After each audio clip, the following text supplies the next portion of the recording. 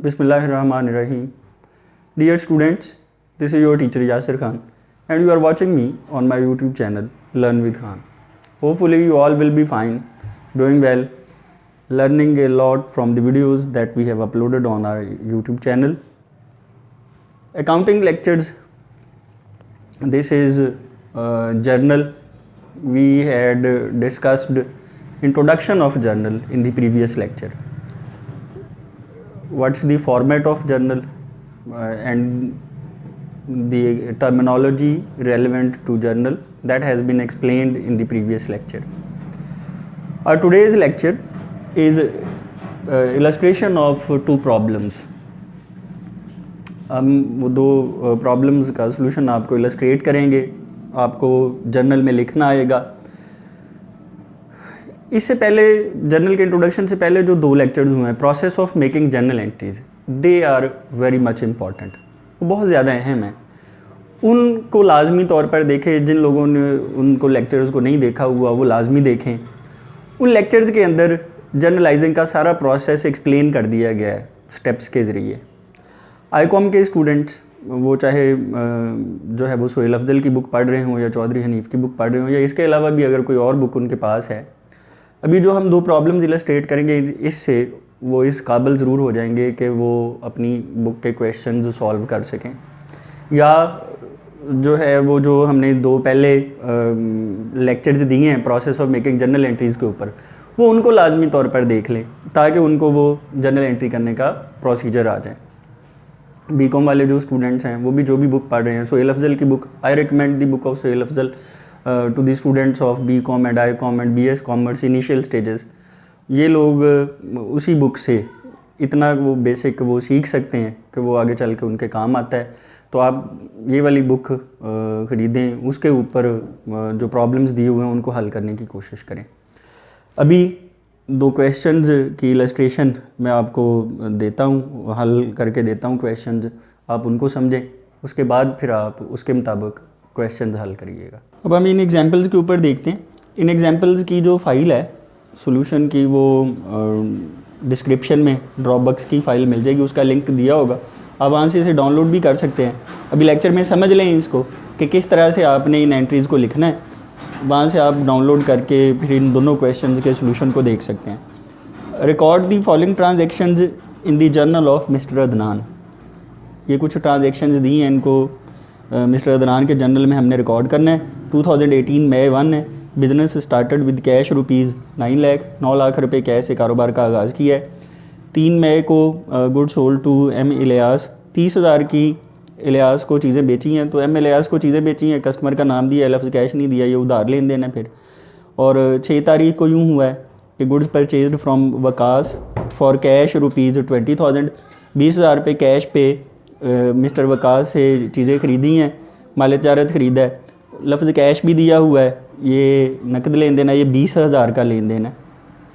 9 तारीख को फिर इसके बाद cash received from M Ilyas by allowing discount of 250 settled his account. उसे कैश रिसीव किया है और उसे 250 रुपया रियायत दे के उसका अकाउंट मुकम्मल तौर पर सेटल कर दिया है. इस इलियास से 30,000 लेना था तो उसको 250 रुपये डिस्काउंट दे के, इसका मतलब 29,750 रुपये रिसीव करके उसका अकाउंट मुकम्मल तौर पर सेटल कर दिया गया. फिर 14 तारीख है, गुड्स परचेज ऑन क्रेडिट, उधार माल तिजारत ख़रीदा है 14,000 का, वाज़े लिखा हुआ है ऑन क्रेडिट. फिर उसके बाद है रेंट पेड रुपीज़ 40,000, रेंट अदा किया है, एक्सपेंस की पेमेंट है ये. और सैलरीज़ पेड है 20,000. फिर कमीशन रिसीव किया है 8,000 रुपये, ये नॉन ऑपरेशन रेवेन्यू है. Cash paid to the creditor है for purchase of goods rupees 13,600 और डिस्काउंट रिसीव किया 400. ये जिससे माल तिजारत 14,000 का उधार ख़रीदा था उसको 13,600 कैश पे कर दिया है और 400 रुपये डिस्काउंट रिसीव किए. और 31 तारीख को गुड्स सोल्ड फॉर कैश है 24,000, माल तिजारत नकद बेचा है 24,000 रुपये का. अब इसका सलूशन देखें. इस पहले एग्जांपल का रिक्वायरमेंट लिखेंगे. रिक्वायरमेंट है जर्नल, मांगा हमसे गया है जर्नल, हम ऐसे लिख देंगे हेडिंग रिक्वायरमेंट जर्नल है, जिसका जर्नल बनाना है. जैसे मिस्टर अदनान से जर्नल, अगर नाम ना भी दिया हो तो ऐसे ऊपर जनरल एंट्रीज़ की हेडिंग दे देंगे हम। और उसके बाद ये फॉर्मेट है, फॉर्मेट को ज़रा गौर से समझ लें, देख लें। Date, details, LF, debit rupees और क्रेडिट रुपीज़। अब जो पहली ट्रांजैक्शन थी कि कैश 9 लाख रुपए से कारोबार का आगाज़ किया, मालिक और कारोबार दो लहदा वजूद है, मालिक ने कारोबार को पैसे दिए तो कारोबार के कैश एसेट में इजाफा हुआ, डेबिट। जो पैसे मालिक ने लगाए हैं वो कैपिटल है, कैपिटल कारोबार की लाइबिलिटी है। अब वो कारोबार ने वापस करने हैं तो जिम्मेदारी भी बढ़ गई, तो एंट्री हो जाएगी cash account debit to capital account credit, narration होगी कैपिटल इंट्रोड्यूस्ड। फिर उसके बाद 3 तारीख को मैं 3 को एम इलियास को उधार माल बेचा था तो वो डेटर बन गया, डेटर एसेट बढ़ गया, उसका नाम एम इलियास है, तो एंट्री हो जाएगी M Ilyas account debit to sales revenue account credit 30,000 से।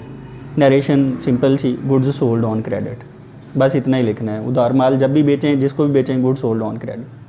फिर उसके बाद 6 तारीख है, goods purchased from Waqas for cash, 20,000 रुपये कैश से कारोबार ने माल तजारत ख़रीदा है, तो गुड्स ख़रीदी जाए तो नाम यूज़ होगा परचेजेज़। कैश पे ख़रीदा है, कैश अदा कर दिया, कैश ऐसे डिक्रीज़ हो गया, एंट्री हो जाएगी purchases account debit to cash account credit, goods purchased for cash. देखें वो जो जर्नल एंट्रीज़ करने का प्रोसेस सारा समझाया है, उसमें ये सारी एंट्रीज़, नकद ख़रीदना बेचना, वो सारी इलस्ट्रेट कर दी गई हैं। आप कोई भी प्रॉब्लम्स जो आपकी ICOM या BCOM की बुक्स पे मिलेंगे, आप उनको हल कर लेंगे, लेकिन उससे पहले अगर आप वो 2 लेक्चर्स को देख लें। 9 तारीख है, एम इलियास जिसको ये 3 तारीख को माल बेचा हुआ है, वो डेटर है 30,000 का, उसे अब 250 रुपये उसे डिस्काउंट दे के पेमेंट उससे ले ली है और अकाउंट सेटल हो गया। अब कैश जितना आया वो नहीं बताया हुआ, तो इसकी डिस्काउंट वाली एंट्रियाँ भी उसमें देखें। आपको उसकी एंट्री में ये बताया था फिर कि कैश अगर नहीं दिया तो एंट्री में उसकी कैलकुलेशन कर लेंगे हम। एंट्री हो जाएगी cash account debit discount allowed account debit to M Ilyas account credit. तो देखें 30,000 रुपये का वो डेटर नहीं रहा, 250 रुपये डिस्काउंट है, तो 30,000 में से 250 निकाल दें तो 29,750 रुपये, 29,750 इसे कैश डेबिट हो जाएगा और इसकी नरेशन हो जाएगी cash received and discount allowed. फिर उसके बाद 14 मई 14 मई का जो ट्रांजैक्शन है कि गुड्स परचेज्ड ऑन क्रेडिट, माल तजारती उधार ख़रीदा है, गुड्स ख़रीदी हैं, एसेट बढ़ गया, डेबिट नाम यूज़ होगा परचेजेज। चूँकि उधार ख़रीदा है, क्रेडिटर उसका नाम नहीं दिया हुआ, क्रेडिटर लाइबिलिटी बढ़ गई तो क्रेडिट, एंट्री हो जाएगी purchases account debit to creditor account credit और नरेशन होगी गुड्स परचेज्ड ऑन क्रेडिट। 14,000 की ये ट्रांजेक्शन है। फिर उसके बाद 23 तारीख को रेंट पे किया है, rent is expense, rent expense account debit to cash account credit. जब भी पेमेंट हम करते हैं एक्सपेंसेस की, खर्चे बढ़ गए डेबिट और एसेट कम हो जाए तो क्रेडिट। 23 तारीख की एंट्री हो जाएगी रेंट एक्सपेंस टू कैश और नरेशन होगी रेंट एक्सपेंस पेड। फिर 28 तारीख है, सैलरीज़ पे की हैं, तो salaries expense to cash, salaries expense बढ़ गया, खर्चा बढ़ गया, डेबिट, कैश एसेट कम हो गया, क्रेडिट, सैलरीज़ पेड नरेशन। तो इसका मतलब एक्सपेंसेस जब भी ऐसे पे करेंगे तो सिंपल सी एंट्री है उसकी। 30 तारीख है, कमीशन रिसीव किया है 8,000 रुपये, ये रेवेन्यू है हमारा, नॉन ऑपरेशनल रेवेन्यू है। कैश एसेट बढ़ गया डेबिट, कमीशन रेवेन्यू, रेवेन्यू बढ़ गया क्रेडिट, एंट्री हो जाएगी cash account debit to commission revenue account credit और नरेशन होगी कमीशन रिसीव्ड। फिर उसके बाद 31 को एंट्री जो है सेकंड लास्ट एंट्री है, क्रेडिटर, ये जो 14 तारीख को जिससे माल तजारत ख़रीदा था, ये 14,000 का, उसके हमने पैसे देने हैं 14,000। उसको हमने वक्त से पहले जब पेमेंट की तो उसने हमें डिस्काउंट दी, जो हमने डिस्काउंट रिसीव की, तो फिर उसकी एंट्री क्या होगी, क्रेडिटर अकाउंट डेबिट, क्योंकि जिम्मेदारी कम होगी, जब उसके पैसे देने थे पैसे दे दिए, creditor account debit to cash account credit क्योंकि एसेट कम हो गया, और डिस्काउंट रिसीव्ड अकाउंट क्रेडिट क्योंकि रेवेन्यू बढ़ गया। यहाँ कोई कैलकुलेशन ही की जा रही, उसकी वजह ये है कि सवाल में उसने खुद ही हमें बता दिया है कि कैश 13,600 पे किया, डिस्काउंट रिसीव किया 400 की और क्रेडिटर का 14,000 देना था, तो वो 14,000 से डेबिट हो जाएगा। Cash paid and discount received, ये नरेशन होगी इसकी जब भी कभी इस तरह की कोई एंट्री आएगी। उसके बाद जो नेक्स्ट एंट्री है, नेक्स्ट एंट्री लास्ट एंट्री है इसकी। अब जब भी ये अगले पेज पे आ रहा है ऐसे ही आपने कॉलम्स बस लगा लेने हैं। अब वो 31 तारीख को ही है, एज अबव की ये अलामत आपने डाल देनी है। तो गुड्स बेची हैं फॉर कैश, कैश एसेट बढ़ गया, कैश अकाउंट डेबिट, गुड्स बेच दी, गुड्स एसेट कम हो गया तो क्रेडिट, चूँकि सेल की हैं तो नाम यूज़ होगा सेल्स रेवेन्यू, एंट्री हो जाएगी cash account debit to sales revenue account credit 24,000 से। अब ये हमारा एक क्वेश्चन जो है, एक एग्जांपल हमारी कंप्लीट हो गई है। अब एग्जांपल 2 देखें। एग्जांपल 2 में क्वेश्चन है कि journalise the following business transactions in the books of mister Rahim, के इन ट्रांजैक्शन को मिस्टर रहीम की बुक्स में, इन कारोबारी जो लेन देन है इनको जनरलाइज कर दें। 2020 मई 1, 2020 मई 1 को commenced business with cash ₹6 lakh, building ₹8 lakh and goods ₹2 lakh. ये 3 तरह के एसेट्स से कारोबार का आगाज़ किया गया है।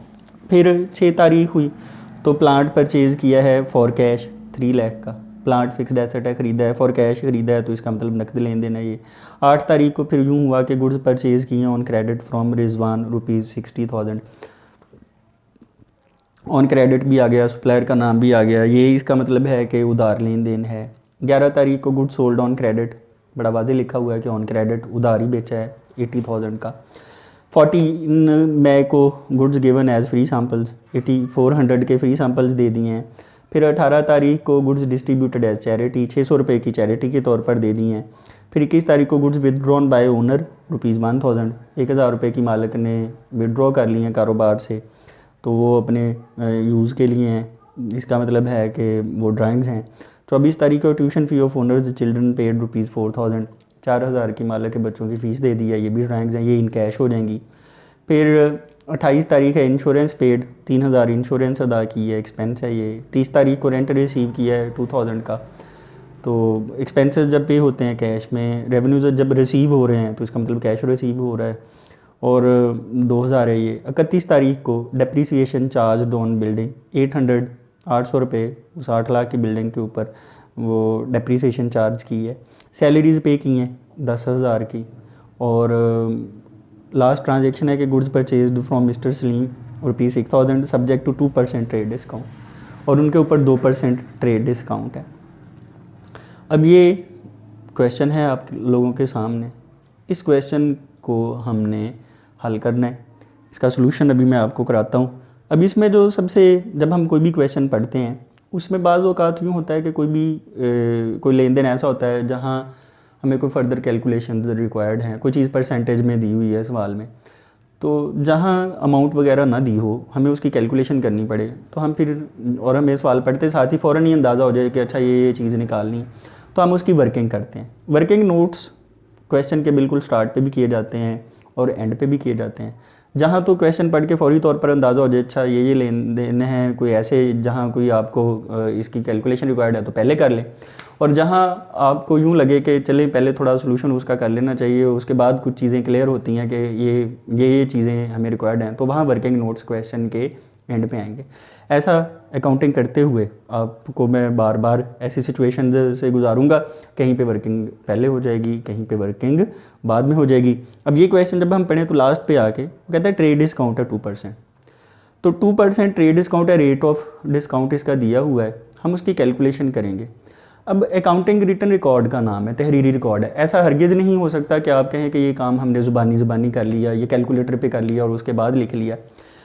हमें अपनी रिपोर्टिंग इस तरह से करनी है, अपना जो काम है वो इस तरह से करना है कि हम उसको सोल्यूशन का प्रॉपरली हिसाब बनाएं। वर्किंग नोट्स जो होते हैं they are integral part of the solution of the question, तो we emphasise the importance of working notes. अब हम इसका सोल्यूशन देखते हैं।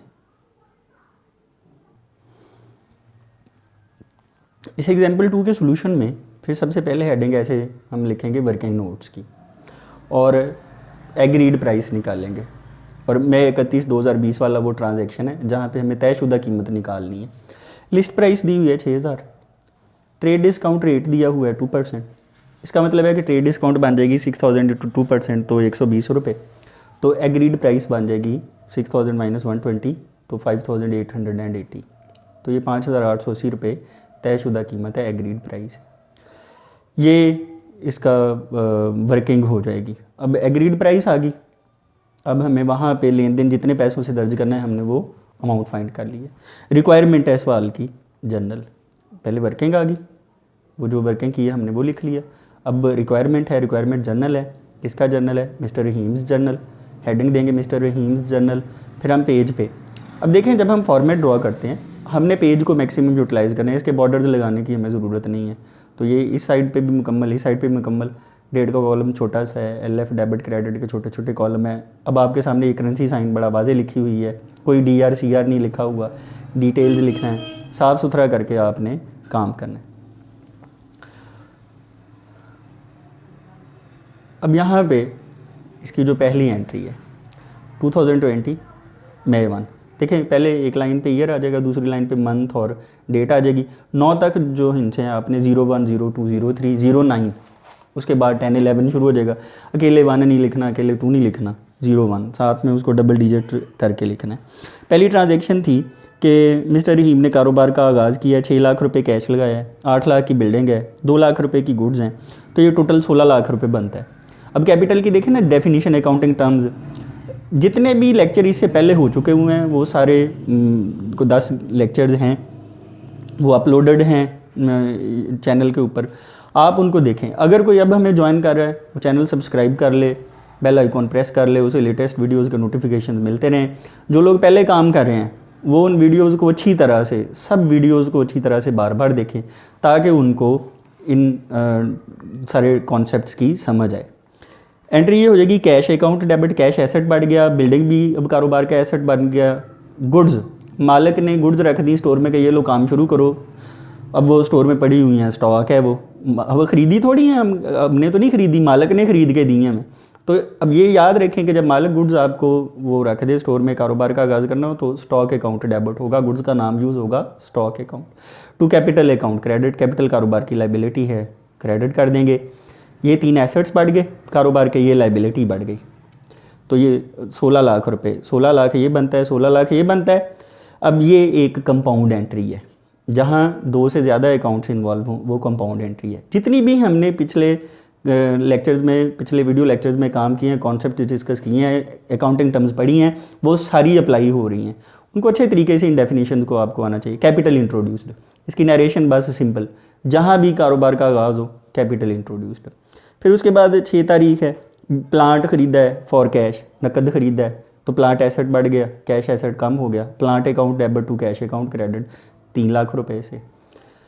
फिर 8 तारीख को गुड्स ख़रीदी हैं on credit from Rizwan, Rizwan से माल तजारत ख़रीदा है 60,000 का, तो देखें गुड्स एसेट बढ़ गया, डेबिट नाम यूज़ होगा परचेजेज। अब क्रेडिटर चूँकि उधार खरीदी हैं तो क्रेडिटर जिम्मेदारी है उसके पैसे देने हैं, क्रेडिटर में उसका नाम यूज़ होगा रिजवान। 8 तारीख एंट्री होगी, purchases account debit to Rizwan account credit 60,000 से, नरेशन होगी गुड्स परचेज्ड ऑन क्रेडिट। फिर 11 तारीख है, 11 तारीख को गुड्स सोल्ड ऑन क्रेडिट है 80,000, 80,000 का माल तजारत उधार बेचा है। अब माल तजारत उधार बेचा है, डेटर का नाम नहीं दिया हुआ। आप लोगों को ये भी मैं बता रहा हूँ, process of making journal entries 2 lecture हैं, नकद ख़रीदना, नकद बेचना, नकद ख़रीदा वापस आना, नकद बेचा वापस आना, उधार ख़रीदना, उधार बेचना, उधार ख़रीदा वापस करना, उधार बेचा वापस आना, तमाम तरह के ट्रांजेक्शन्स का आपको एनालिसिस के साथ एंट्री करके दिखाया है। अगर किसी को अभी भी कोई इशू हो तो वो वहाँ से उसको देखे ताकि वो एंट्री समझ के कर सके। इसके अलावा एंट्री को समझ के करने का कोई और तरीका नहीं है, रट्टा नहीं लगाना, एंट्री समझनी है, बनानी है कि एंट्री हो कैसे रही है। अब देखें डेटर का नाम नहीं दिया हुआ, debtor account debit to sales revenue account credit 80,000 से।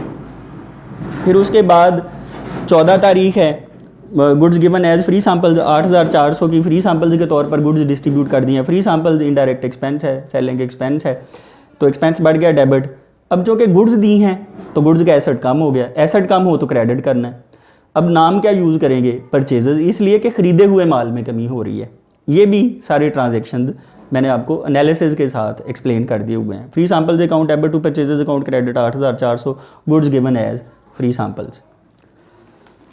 फिर उसके बाद नेक्स्ट ट्रांजेक्शन देखें, नेक्स्ट ट्रांजेक्शन है goods given away as charity, charity के तौर पर बांट दी थी, डिस्ट्रीब्यूट कर दी थी, गुड्स डिस्ट्रीब्यूटेड एज चैरिटी।